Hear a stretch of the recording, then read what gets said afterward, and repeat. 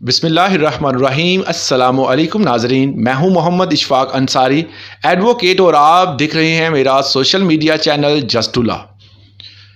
आज हमने जो टॉपिक डिस्कस करना है वो है कि पुलिस बगैर वारंट के क्या किसी बंदे को गिरफ्तार कर सकती है।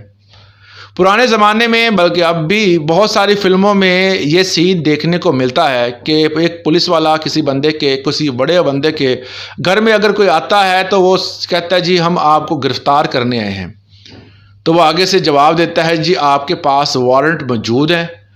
वो इसी सवाल जवाब में वो वारंट दिखाते हैं और उसको गिरफ्तार करके ले जाते हैं। ये बात फिल्मों की हद तक तो ठीक है, मगर अगर कोई रियलिटी में बंदा कोई भी ऐसा काम करता है या इस बात का खदशा है कि वो ये काम कर सकता है, मतलब कि दहशतगर्दी का खतरा है और वो बंदा इन्वॉल्व हो सकता है, इन केस वो इन्वॉल्व हो सकता है और हुकूमत पाकिस्तान को इस बात का इल्म है, तो वो उस बंदे को बगैर वारंट के गिरफ्तार कर सकते हैं। इसके अलावा अगर पुलिस को लगे कि जी फ़लाँ जगह पर जो बंदा है वो माहौल को ख़राब कर रहा है, मतलब ये है कि वहाँ पर लड़ाई झगड़ा हो सकता है, तो उस दौरान भी उस बंदे को गिरफ़्तार किया जा सकता है।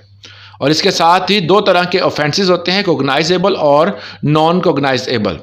ऐसे ऑफेंसेस जिसमें हाथापाई हो रही हो या हो चुकी हो तो उसके बाद बंदे की FIR दर्ज की जा सकती है और उसको गिरफ़्तार किया जा सकता है। और अगर नॉन कोगनाइजेबल हो तो उस बंदे की FIR नहीं हो सकती।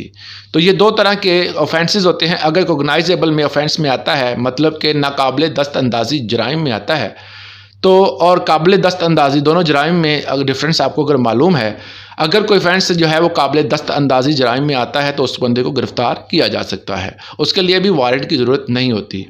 अगर कोई इसके अलावा कोई आपने किसी बंदे को गिरफ़्तार करना हो तो आपको मुतलका मजिस्ट्रेट को इतला देनी पड़ती है, मजिस्ट्रेट के साइन लेने पड़ते हैं, उसके बाद आप उस बंदे को गिरफ़्तार कर सकते हैं। ये था आज का लेक्चर। इस हवाले से अगर आपको कोई सवाल हो तो आप हमें कमेंट सेक्शन में पूछ सकते हैं। इजाज़त दीजिएगा। अल्लाह हाफिज़।